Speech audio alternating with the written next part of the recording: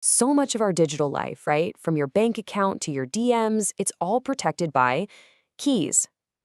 But that simple idea brings up a really crucial question, and that's what we're going to unpack right now. Okay, so if cryptography is all about using keys, do both sides of a conversation always use the same one? I mean, when you and a friend want to talk securely, are you both using the exact same key to lock and unlock your messages? The answer, well, it's probably not what you think, and it's the secret sauce behind pretty much all modern digital security. And it all really boils down to this one single problem. We can call it the secret key problem. Before you can even start a secret conversation, you first have to share the secret key. But how do you do that? How do you pass a secret when you think someone might already be listening? Right, let's make this real. Imagine you and a friend want to exchange some secret messages. You've agreed on a secret key? Great. But now what? How do you actually get that key to your friend safely? If you just email it or text it, well, anyone snooping on the line can just grab it. And once they have the key, forget it. Your secret conversation is now a wide open book. And that, right there, is the key sharing problem. So the first and honestly the most intuitive solution to this is something called symmetric cryptography. And just like the name suggests, it's all about, well, symmetry, balance. With symmetric cryptography, it's super simple. One key does it all. The very same key that you use to encrypt or lock a message is the key used to decrypt or unlock it.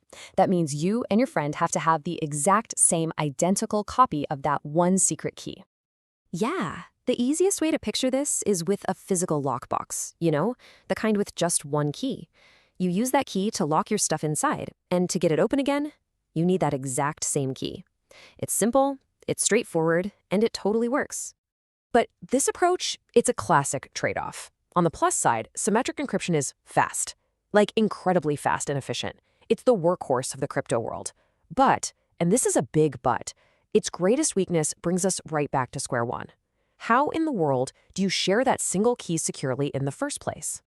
Okay, so to get around that massive key sharing problem, some really smart people came up with a totally different way of thinking about it. It's called asymmetric cryptography. And trust me, this is where things get really clever. So instead of just one key, you now have a pair of keys that are mathematically tied together. You've got a public key and a private key. Now, the public key is for locking things up. You can shout it from the rooftops, post it on a billboard, share it with the entire world. It doesn't matter who has it, because the unlocking can only be done by its one and only partner, the private key, which, as the name implies, you keep totally secret. You know the absolute best analogy for this? It's a mailbox. Think about it. Anyone can walk up to your mailbox and drop a letter in through that public slot. But who's the only person who can open the box and actually read the mail? That's right. Only you, the person with the private key. It's basically a one-way street for security. So let's just hammer this home. The public key locks, the private key unlocks.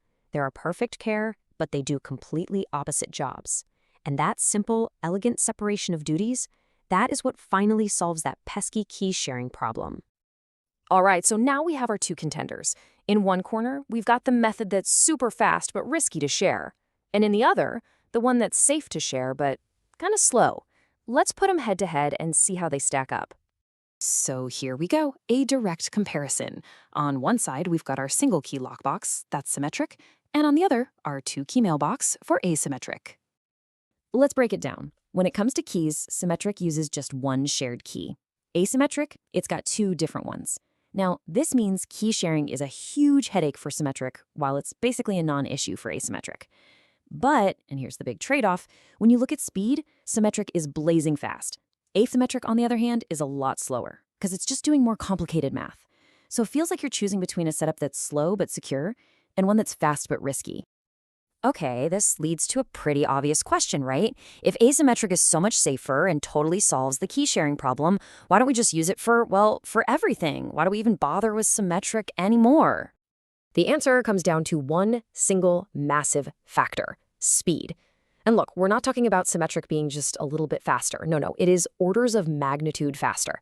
Trying to encrypt all of your day-to-day data with the asymmetric method, it would be like trying to deliver a pizza with a giant cargo ship. I mean, it'll get there, but it's just way too slow and computationally expensive. So what do? We've got one method that's fast but has a sharing risk, and another that's secure but slow. What's the solution? Well, it turns out we don't have to choose one over the other. We actually use them together. And this, right here, is the big aha moment of modern digital security. Okay, so here's how the magic really happens. When you visit a secure website, your browser and the server start by using the slow but super secure asymmetric method. That's our mailbox. They use it to do just one thing, to safely agree on a brand new one-time use symmetric key. So think of it like this. They use the mailbox just once to securely pass over the key to the lockbox. And as soon as that super fast single key is shared, boom, they switch gears and use that symmetric key to quickly encrypt all the data for the rest of your visit.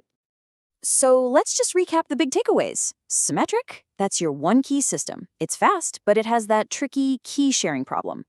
Asymmetric uses two keys. It's slower, but it completely solves the sharing problem. So what's the ultimate solution? Well, modern systems use both together.